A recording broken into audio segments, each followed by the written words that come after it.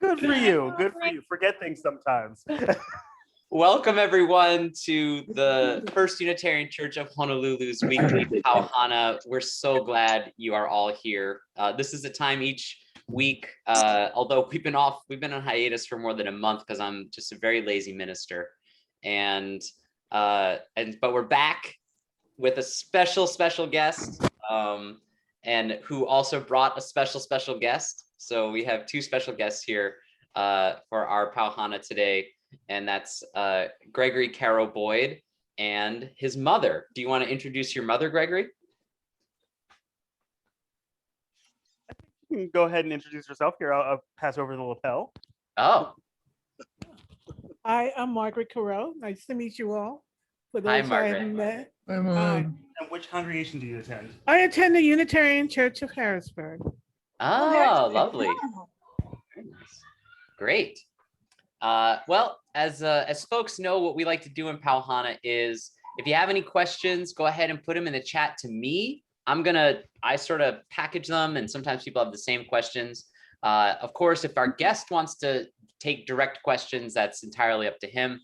But we sometimes like to sort of we're all used to this little format. So if you have questions, just send them to me in my never-ending attempt to control all possible outcomes in my life.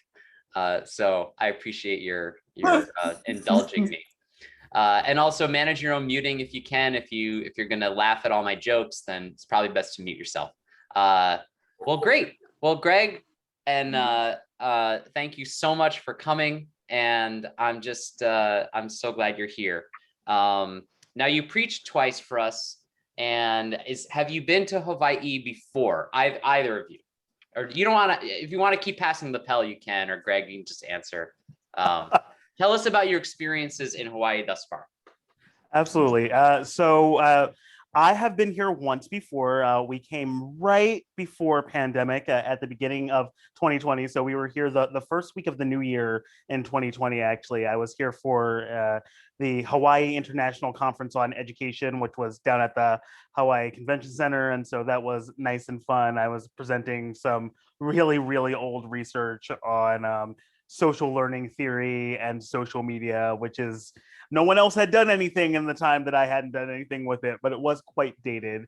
And my mother has been here a number of times before. You want to tell them about that? I worked for the U.S. Navy, so I had to come here for actually work. So I had to be at Pearl Harbor and actually work from sun up to sundown. Try that one more time. I actually before I retired, used to work for the U.S. Navy. And I actually had to come here and work at Pearl Harbor from sun up to sundown. So I really got to see only the evening spots of Hawaii. And a lot of the Hilton Hawaiian Village. Oh, okay. I know that place like the back of my hand. Yeah, great. I'm realizing usually the first question I ask is, who are you and what do you do, Greg? I went over that one because everyone might not know, and you might not even know. So it could be a passionate question. So I don't mean to be too probing, but who are you really and what do you do? Absolutely. So usually some of the ways that I describe myself is that I'm an educator, I'm a teacher and a preacher. I truly view ministry coming from education as opposed to ministry as education. I grew up in central Pennsylvania, where I was raised UU, but I wasn't born UU. We discovered the congregation that we call our home congregation, the Unitarian Church of Harrisburg, when I was about 8 years old. At that point in time, my childhood best friend, who I'm actually still really good friends with, he and his wife just had their first child back in September. His father was the minister of our local congregation. We also went to school together. That's why we were best friends. And sometimes in a story that I like to tell one way and then learned later from him about 27 years later, went a little bit differently than I expected.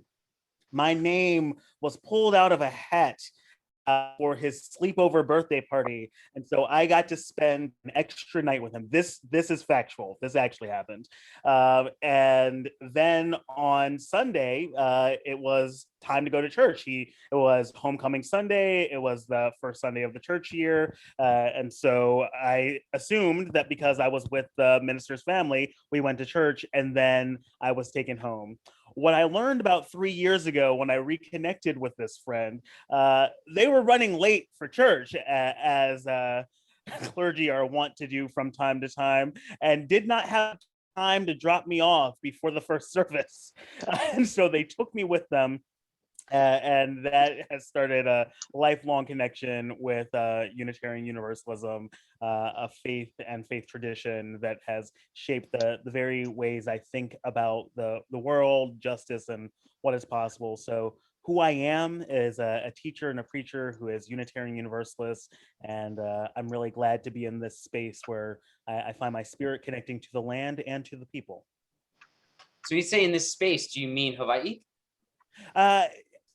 Hawaii, the space that the people create as well. I think there are dimensions to what this space is, so it's a little intentionally vague, because I am not entirely sure all of the levels of mysticism that I'm dealing with here, but I am definitely experiencing it. Good.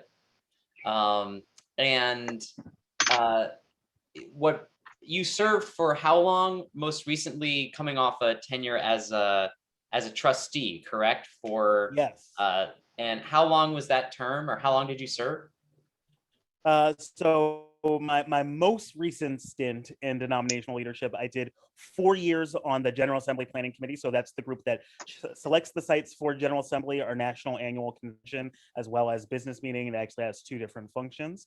So I did 4 years there from 2011 to 2015, and immediately 2 3-year terms on our UUA Board of Trustees for an additional 6 years. So 10 years in denominational leadership altogether. I am grateful for this break. I am grateful for this break right here. Yes.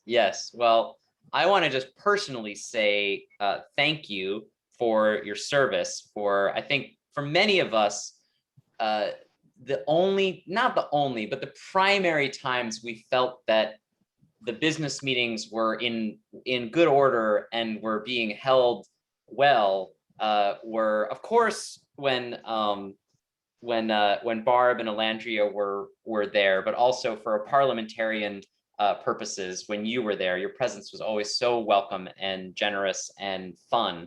So thank you for your service. I know there's probably a few more things you did than play parliamentarian to the general service or to the General Assembly, but for that, at least, that I got to see, thank you. And thank you for all the rest. First, let me just say, what got you into denominational service? A call or a question or cajoling? There's only C words that get you into service. So. Right. It was a little bit of call, but I didn't understand the dimensions of call at that time. So as I said, Unitarian Universalism claimed me at a very young age, and I became particularly active and started to understand what all it meant as a teenager.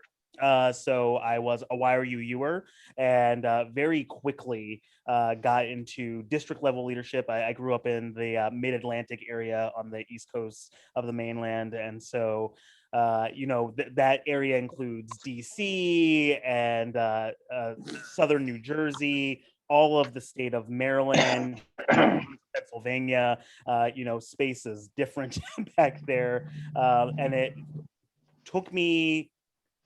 it was a well-resourced district because of who was in it and which geographical spaces were in it. So it would be really hard to under-resource the region that serves DC. It would be really hard to under-resource the area of Northern Virginia. Like, it was just hard. So I got connected to the denomination very easily because we were well-resourced. I got a better understanding that Unitarian Universalism was happening in all of these spaces because of the dynamics of the geography as well as the resourcing of that district. And went to my first General Assembly with my mother. It was both of our first General Assembly when I was about 15 back in 2001. And I loved it. I loved it so much that I was part of the Youth Caucus, now GA Youth, and I learned that there was this event called ConCon, the Continental Conference, and instantly had to go to it. Like we hadn't known about it a month ahead of time. By July, I was already there, and that GA was at the end of June. So I got claimed, started wanting to do stuff. People started to know me more. And started to invest in my leadership, especially people of color organizations, most notably the Diverse and Revolutionary Unitarian Universalist Multicultural Ministries, DRUM, DRUUMM. And so that was a site of growth for me. I was also continuing to do things on the district level. So when I was 15, I was the treasurer of the Joseph Priestley District Youth Steering Committee, as well as the conference coordinator. So I controlled all of the money, and I also selected all of the sites for the meetings and made sure that we were at congregations for our quarterly youth retreats. We had upwards of 9 or 10 per year, but we shared responsibility between the elected youth leadership and the youth groups of other local congregations.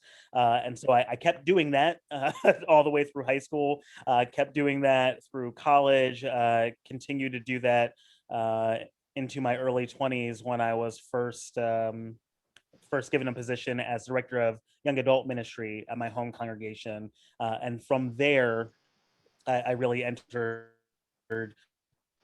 religious education professionally. It had been a goal of mine since high school to be a religious educator, although I thought I was going to spend a little bit more time in the secular classroom than I ultimately did. Yeah. Now, I have to know what your mom thought of all of this as Greg was doing all this in high school. I mean, it sounds like a lot. I mean, what did you think? I saw more of central Pennsylvania, northern Maryland, Virginia than I cared to. There were many a times I was so glad when someone else would pick up the driving responsibility, because things are within like 90 minutes, but it's 90 minutes there, and then you have to come back and get them 2 days later. So a lot of my life was changed. He must have been so happy when he got his license. Sort of. because then you worry about them being on the road. Yep. Then you worry about them being on the road, and it's not any calmer or nicer. And then they can borrow your car, which is even worse. Yep. Yeah. But along with him being in doing things on the national level, I was doing things on the Joseph Priestley level. And I'm also a member of UU Justice PA, and I am, thank goodness this year, tri-chair, not co-chair, but tri-chair of the Criminal Justice Reform Committee. And I'm also on the board of UU Justice PA. Okay. And for at least 17 years, we have had a group at church that helps. It started out helping women ex-offenders and their families, and now we help ex-offenders and their families. Oh, good. Yeah. Wonderful. We have a nice, busy UU family here. That's wonderful. We do our best. A family that prays together, Indeed. Indeed.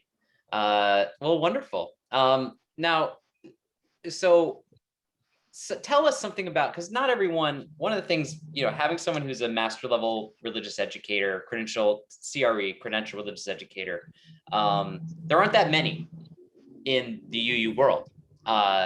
Many don't take the time, or can you tell us something about, just for those of us who don't know, sort of what it takes to get there, what kind of levels in the RADA you go through and pass, and yeah, tell us what a master level religious educator is, if that's all right. Absolutely. I mean, it's a lot of work, and I actually did an accelerated pathway. You used to have to wait an entire calendar year in between becoming credentialed level and being at the highest level. We removed references to master level in the bylaws at just this past General Assembly because we're planning to change it. There's some problematics with referring to things as master, and even in the real estate world, they're reconsidering the name master bedroom because it does actually refer to the African enslavement franchise. It's the master of the plantation's bedroom, and that's something that we've encoded into real estate. And even most famous slave owner of them all, Thomas Jefferson, believed in there being no masters in education, and so this falls into our tradition in a way that we have to address from a variety of different directions. But essentially, it's a portfolio assessment process. And so you have to demonstrate competency in at least 7 different core areas and then 2 different optional areas. At this point, I don't even remember what my optional areas were. It was quite a bit. And then at the highest level, again, there are 2 additional core competencies and then a choice competency. So you show 9 competencies in total for the credentialed level. You show 3 additional add-on competencies at the highest level. There is also an associate level, which you show competency in a couple fewer levels. So it's 4, 9, 3. The idea is at the associate level, you're really competent in being able to run an existing RE program.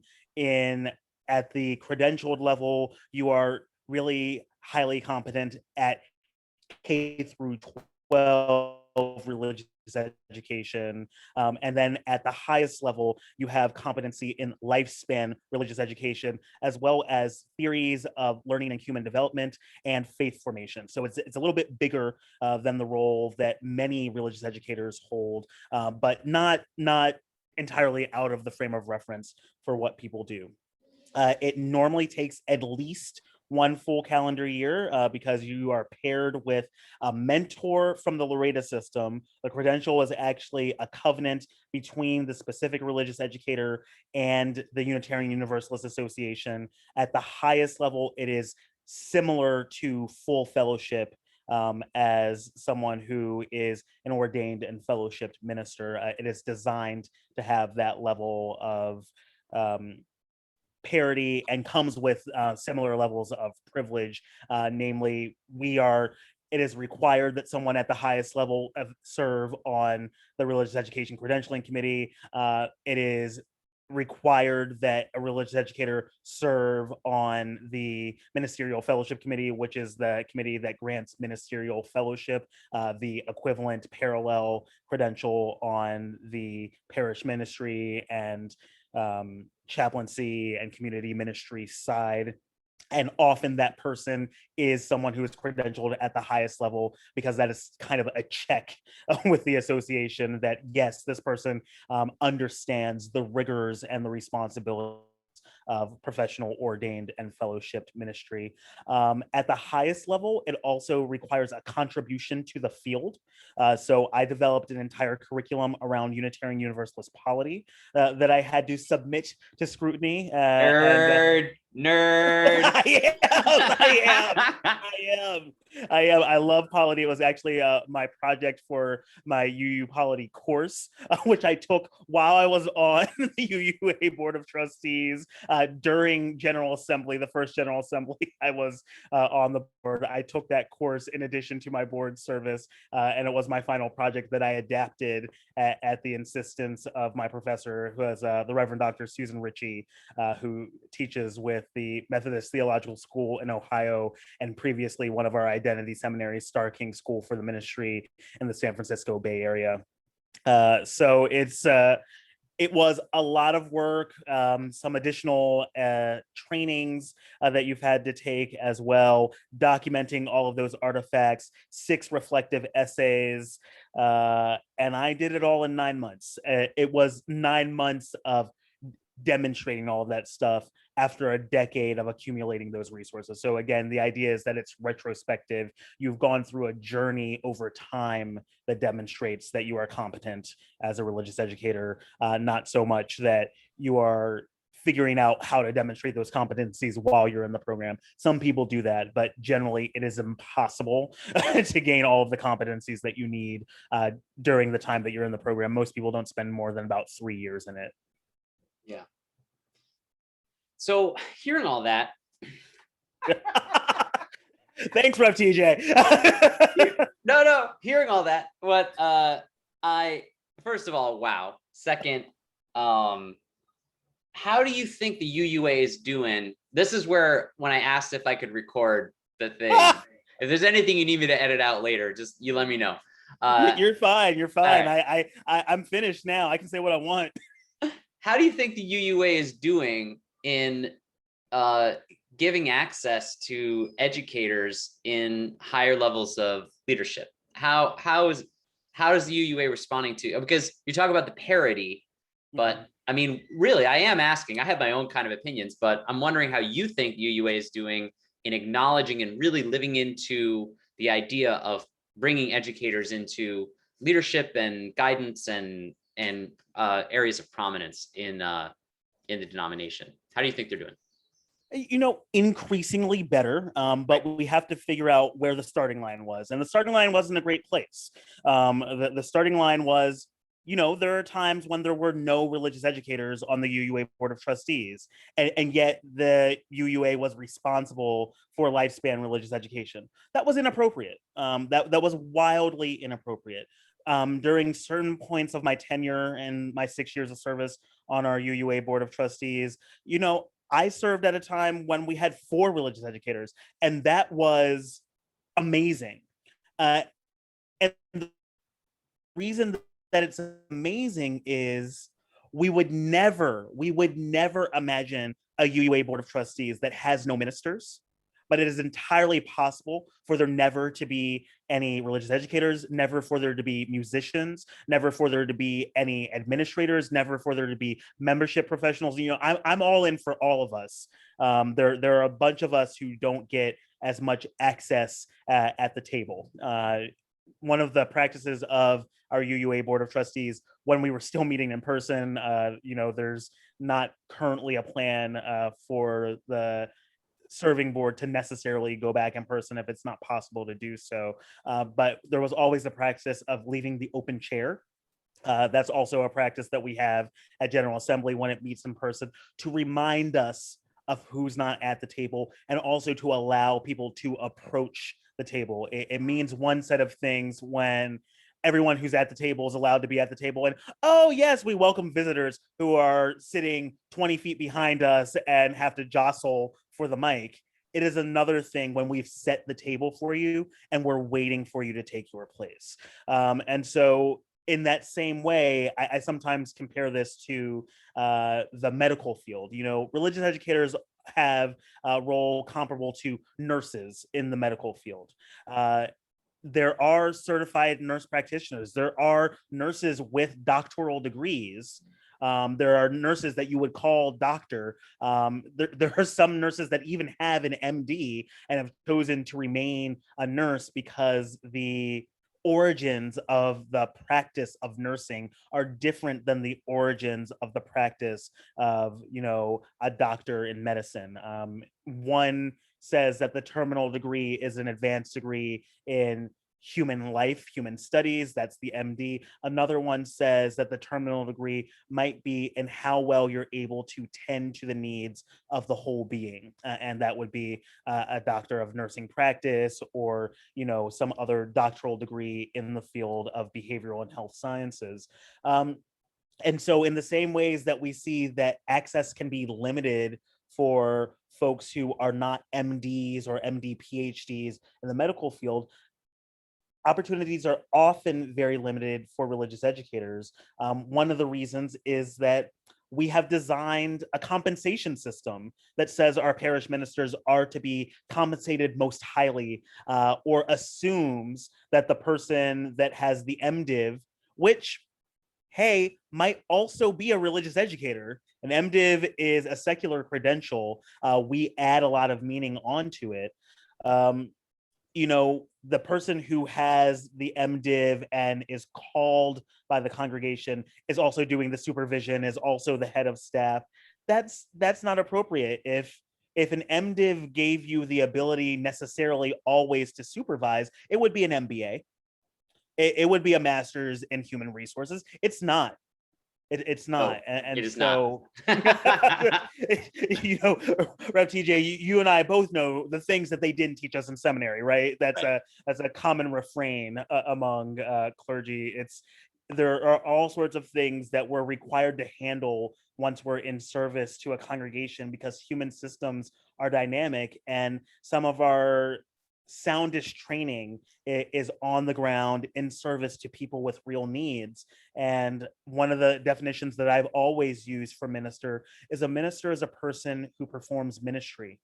It has nothing to do with ordination. It has nothing to do with fellowship. But we do need to remember that people who have special covenants with our association, with our congregations and association by extension, have undergone a lot of deep thought, reflection, and study in the domain of what it means to provide ministry. And some of us are called to teach. Some of us are called to preach. Some of us are called to be at your bedside at the hour of your death.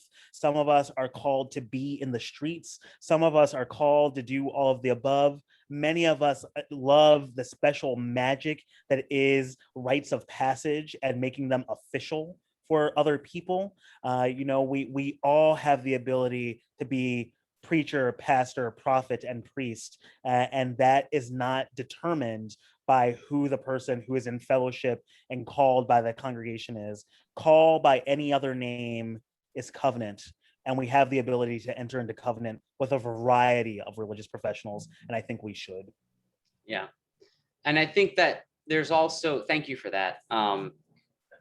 There's a move now, even in the musicians network, musicians, the association of, music ministries, moving more into parity, with some of, the other professional realms. And it brings up a question that I actually did get from someone is, do you think there's any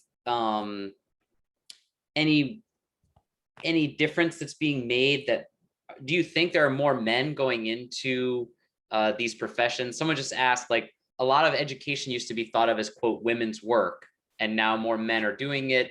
I mean, conductors in the US are almost entirely like men, I mean, not entirely, but like a lot of, I don't know how much of that is true in the music ministries, but do you think there's a component to that that is sort of, since more men are going in, it's sort of rising the tides or something like that?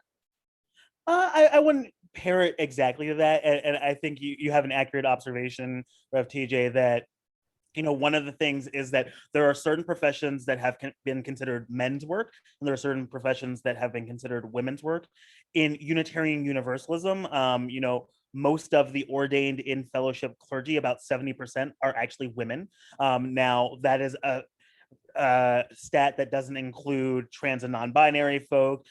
It doesn't include all the different ways that people might identify and operate as men. And it certainly doesn't include that, a number of senior ministers who are most highly compensated in our congregations, our large congregations, are also still men.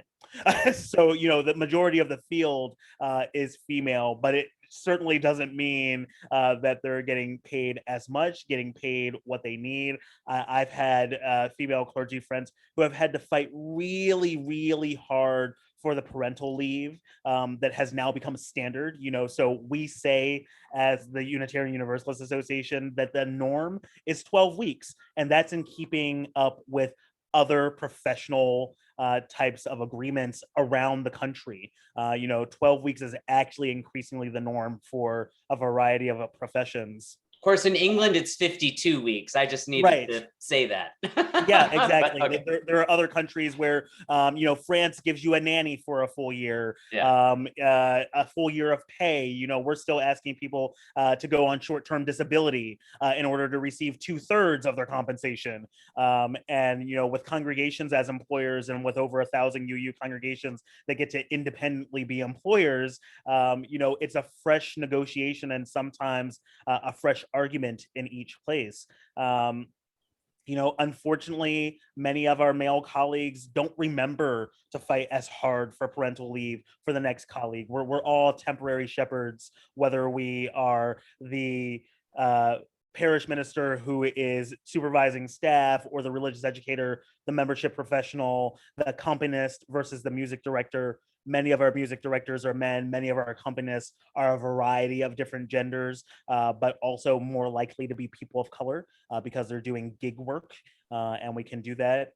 Frequently, we ask accompanists to perform the duties of a music director so that we can compensate less. I know of congregations who capped religious educators' hours at 19 hours per week so they wouldn't be responsible for any type of benefits. We don't have a great track record of loving our religious professionals into their greatness. And our congregations, because we have agreed to be congregations in association, as opposed to have a top-down leadership style where we could ensure some of these things, it is up to us to heed the guidance of our association, who is doing this work on our behalf. In the 1980s, we told the association during General Assembly to create guidelines around compensation and benefits. And so when we refuse the advice that we asked them to do, we're being bad faith partners of congregations and associations. So it's not a one size fits all thing. I do not think that the tides are rising simply because more men are getting into all of this. If that were the case, we would have had male ministers who were destitute and benefiting from the Living Tradition Fund, which is a fund specifically designated for religious professionals and sometimes their families, depending on the type of thing that you apply for, when times get rough. It's most people who go to seminary graduate in excess of $60,000 to $100,000 in debt, and then serve congregations where sometimes asking for 45,000 is, well, you only work on Sundays, so why are you asking for that? We need to become better employers as congregations and association. I was speaking with Rev TJ some days ago about how compensation is actually one of my passions. I really love helping my colleagues get paid what they merit, and reminding our congregations to invest in the full ministry of the congregation. If you're going to pay the minister, and that means that you're not going to pay the membership professional because that's where all the ministry comes from, I really want you to figure out what are the ways that you're making sure that Sunday morning service is covered, that people who are visiting for the first time feel welcome, that there are enough resources for people who are figuring out what this faith, this living and lively faith tradition that we share and make together is really all about. And also, what are the expectations and responsibilities of membership? Yes, come here just as you are, but if you remain just as you are 30 years from now, I think we failed you in terms of faith formation. So thank you again. We're getting little sermonettes here. And it's fantastic. I'm sure your mom is not used to that at all and has never had any dinner conversations that didn't require sort of an amen somewhere through the meal. But I only say that because my parents sometimes are like, is it time to sing the hymn of reflection now, TJ? So maybe my mom and your mom should get coffee. I feel let's give them each other's numbers. It'll be great. Anyway, but what I was gonna ask was, I lost it. I had a good question. Oh gosh. It'll come to you. What did we end with? We ended on compensation. gosh, I can't get it. But one of the things that was coming up while you were speaking, oh yeah, this is it.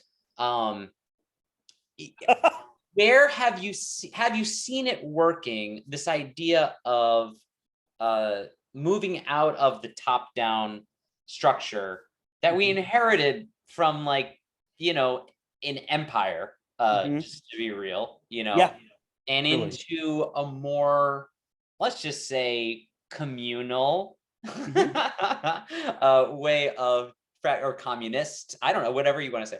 No, just kidding. Way of flatter, a flatter structure for co-ministry or tri, just as your mom said, is tri-ministry or tri-leadership. I mean, if we only had a good example recently, UUA, of a successful triumvirate of leadership. But anyway, are there any congregations you know about that are doing this, that you've seen it Certainly. working? Yeah, I've seen a few notable examples. I'll start with some of the things that I saw at the district and regional level. So I know when I was a later adolescent, the youth ministry age range went a little bit longer.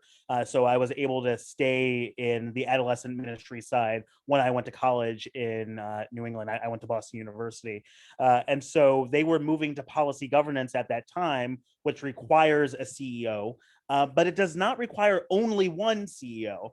So there, late Reverend Liz Strong, who just passed a couple months ago, long serving religious educator, insisted that as the district lifespan faith formation coordinator, that she be able to share that role with the district executive. And so in the Massachusetts Bay District, now Northern New England region, we've had that model for close to 20 years. Our largest congregation, which is the Church of the Larger Fellowship, is using a three-pronged ministry model. So we've got the Reverend Dr. Michael Tino, we've got Aisha Hauser of the white supremacy teach-in fame, also Christina Rivera of white supremacy teach-in fame. They're all working together to serve our largest congregation as their senior ministry team. They no longer have a senior minister. They share preaching responsibilities. They share pastoral care responsibilities. They share stewardship or fundraising responsibilities. And to do that, unfortunately, right now, they have all taken a little bit of a pay cut to do that. So they are all doing independent projects as well. But there's some other places where I've seen successful co-ministries with husband and wife teams, or sometimes with wife and wife, spouse and spouse, different ways that people are married. That has worked really well, and it's kind of the traditional model because it looks a little bit more like pastor and pastor's wife, so it's recognizable to us. But that sometimes has worked really well. I know down in the Charlottesville UU Church area, they are also sharing among the religious educator, the minister, and the administrator the responsibilities of leadership of that congregation. So we have a variety of examples in our congregations. Obviously, at our UUA level, we've had shared leadership in the co-moderator position for going on about 5 years now. We had multiple presidents for a brief period of time and have made it possible to have multiple presidents in the future. The leaders of our Ministries and Faith Development Office, which is kind of one of our most substantial forward-facing and congregational alignment in terms of working with our religious professionals office, is co-shared by Dr. Janice Marie Johnson and Reverend Sarah Lammert. We have seen a lot of play and flux, and one of the things that always heartens me when we see these examples is I gave an example or a sermon on polity one time at First Parish Cambridge in Massachusetts, which is where we get the concept of congregational polity. The Cambridge platform is what announces that. It's okay. It was a surprise for that congregation too. They had forgotten. They've been around for a few hundred years. They don't remember all of their history all the time. But I read their bylaws, and they had a higher threshold for selling the building than they did for calling a minister. And those were percentages. And I didn't understand the spirit of life, that which connects each to all, as being subject to majority rule. I thought we each had a unique experience of the divine, and it took all of us to help all of us to get through. So when we have shared leadership, that is a lean in the right direction for me, in terms of our theological mandate to make sure that everyone is able to fully participate in this, again, lively and living tradition that we make together. Yes. And I was thinking as you were speaking, do you feel like, because you were talking about faith formation, and you've done a lot of school, my friend. So much school. You've done a lot. You are not even done with school, correct? I'm not done with school. I'm tired of school, and I'm not done with school. Tired of school, not done with school. Do you find, as you are learning and expanding in all these areas, like, do you see this as part of your faith formation? When you're, because what is your PhD in that you're doing right now, your doctoral? What is it? I'm working on a doctorate of education in organizational change and leadership. I've previously also worked on a program that I did not complete in adult education. And we talked at the beginning of this hour about, the core of my ministry is education as ministry instead of ministry as education. Right. Yes. And so tell me about your faith formation in this study. Where have you seen it blossom the most, or did you have like a moment, like a call during that study, or do you see it more as just sort of an experiential growth, or can you say something about your own faith formation and your education?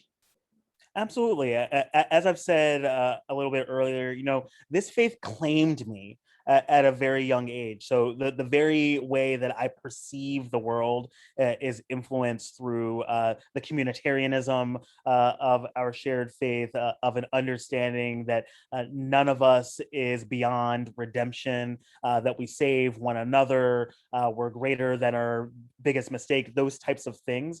And that has also influenced my approach to education. So my undergraduate degree is actually in bilingual education. And one of the reasons for that, I was studying multiple languages in high school, and it was the only way that I could continue to study multiple languages at the university level. There wasn't enough space in my schedule to continue my study of Spanish and French if I did not study language education, which emphasizes being fluent or having competency in more than one language, because it increases your skills in any language the more that you have skills in another language. But one of my drives there is I understood that the English language was a tool of power.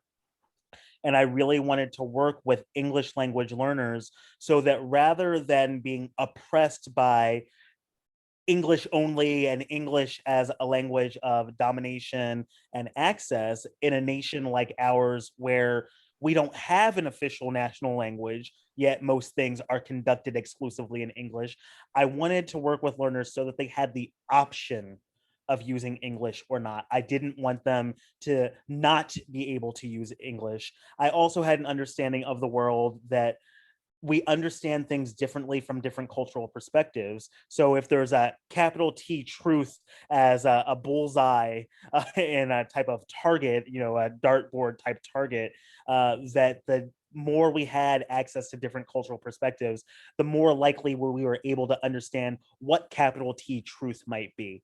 I no longer believe in a capital T truth, but the core of that message is there, that the more we understand things from different perspectives, the more we understand what it is that connects each to all. And I don't think that's ever a crystal picture. It looks more like a beautiful mosaic, or looking at the world through a kaleidoscope. What we see is how we twist on it, not only what's there. What's actually there is maybe unimportant, because we can only understand things through the ways that we're able to perceive them. So my faith has always been a driving force and why I wanted to become an educator, in what I do in terms of education, in the ways that I design a classroom. In particular, I've set up what the learning context is, but trying to give as much power as possible outside of the fact that I am literally pulling the strings to the learners that I'm working with, to make sure that there is space for me to learn and grow as well. That is a practice of our shared faith for me. Making sure that we're making decisions that I am willing to respect, even if the powers that be say I'm the greater, I'm the one that can do these types of things. Allowing myself to be pushed and challenged. So I'm not only saying that this is the way things need to be, I can say instead, I didn't think of it that way. Can we talk more about it? A willingness to be wrong, and to learn more about how and why, and the very contours of how I was wrong. I'm wrong very frequently. uh, Learning how to do that with grace, learning how to do that in a way where sometimes people aren't going to forgive you because the hurt was that bad, and being able to sit in that accountability that something I did hurt other people. And again, I am bigger than that mistake. And so, without someone else's forgiveness, I need to learn how to do better, so that I don't replicate the harm, so that I don't put out into the world people who harm other people. Again, the very way that I understand what education is for, and why I do education. And sometimes I draw on John Dewey, who really talks about an educator as a civil servant who is trying to construct society in a way that allows for full participation to the spiritual world. Said that in the 1920s. He says a little bit more elegantly and with language I don't entirely agree with, but I'm drawing on an understanding of myself as an educator that has a long connection to other educators that view the world as dynamic and justice filled, and to religious educators that also view the world as magical and mystical, and requiring a multi-generational effort at all stages of the lifespan in order for us to fully get what we need to get out of being spiritual beings together. So that you've answered my next question, really. Also, thank you. So I don't even need to ask it. No, it was going to be, can you tell us sort of the difference between just education and faith formation? Because sometimes, and so maybe you could do a little bit of that, because I sometimes call something faith formation and people look at me like I'm don't know what I'm saying, and then I'll just say, well, education, and I realize I know what I'm doing is not really talking about the same thing. And so can you just say something about why those things are different? And I mean, yeah, it might help us. Yeah, certainly. So we've used a variety of different terms, even in Unitarian Universalism over time, and so education and what is educative is really about what is the process of learning, and in my own terms, the process of creating people who are interested in lifelong learning. And that can happen in any domain of life, right? So we can want to learn more about why the sky is blue. We can want to learn more about the language of the people of this particular geographic space, where we can want to learn more about a specific cooking technique. When we add the religious element onto all of that, it specifies and qualifies it in a particular way about wanting to learn more about why religion exists. Religion comes from the Greek religio, which means to tie back Greek and Latin. They're together in that, and so learning about the things that connect us to one another, learning about why people choose to be connected in one way versus connected in another. What is the nature of the divine, or even if there is a divine? Those types of things are the domain of religious education. Again, about learning. Faith formation is about the structure. It's about the very structure of engaging in a faith tradition, or engaging in multiple faith traditions. Many people engage in multiple faith traditions over the course of their lives. It is actually irregular for people to engage exclusively with one faith tradition over the course of their life, or to only gain wisdom from exactly one faith tradition over the course of their life. So, someone might be Muslim their entire life, but at some point their faith has been tested by the existence of Christianity and the existence of Judaism, and other earth-centered spiritualities, those types of things. And so while they're choosing to stay Muslim, while their understanding of the practice of Islam is still core to what they grew up with, they understand it differently because of other faith traditions. So it's about the actual form, the structure, the process of developing faith identity, developing deeper faith identity. And there are a variety of different faith formation models.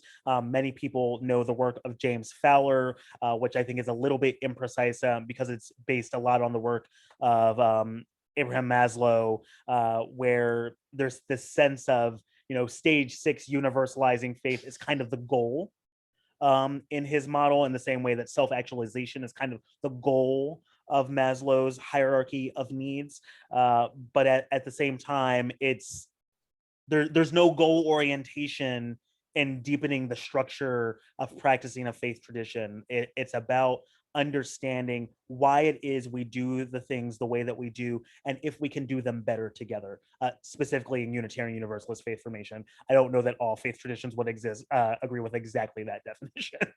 Well, I was even going to say it's actually historically impossible for a faith tradition to draw wisdom from one faith tradition, because Right. that doesn't happen. It doesn't really exist. Not so much. No.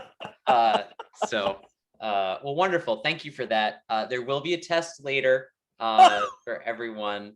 So now I never have to explain that again, which is wonderful.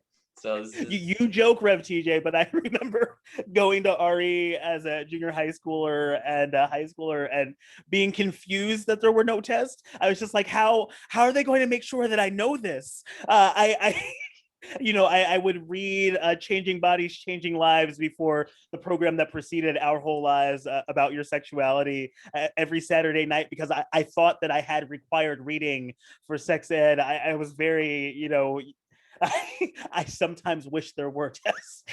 Well, my freshman year of college, I took psychology of human sexuality, and the first thing he said was, I try to make it easy for everyone to get an A in this class because no one wants to tell their date they got a C in sex. And so it's I think never mind. I'm not gonna let's just say I had ballet before human sexuality, and I was exhausted a lot. So I didn't always go to class, okay? No, I'm kidding. I'm glad you danced. Let it be a dance, I think the hymn says. Exactly. Wonderful. We are closing in on our hour. We try to, it's in our covenant of right relations to begin and end things on time. And so we're closing in on 7 o'clock. So I wanted to just say thank you to both of you for taking an hour out of your beautiful week, the dinner hour. I hope that you have a wonderful time tonight, but we're so blessed by the time you gave all of us. So thank you so much for your time today, and I hope you have a wonderful, wonderful week. So, yeah. Thank you. It's our pleasure. It's been delightful to be here, and you can tell I could talk about all of this stuff ad nauseum, but again, as I like to emphasize for people over and over again, I am because of who we are. That's the phrase of Ubuntu, from various West African traditions, but y'all made me this person, and I'm grateful for the person I've become because of our collective efforts. Yeah, we are too. Really, it's a real delight.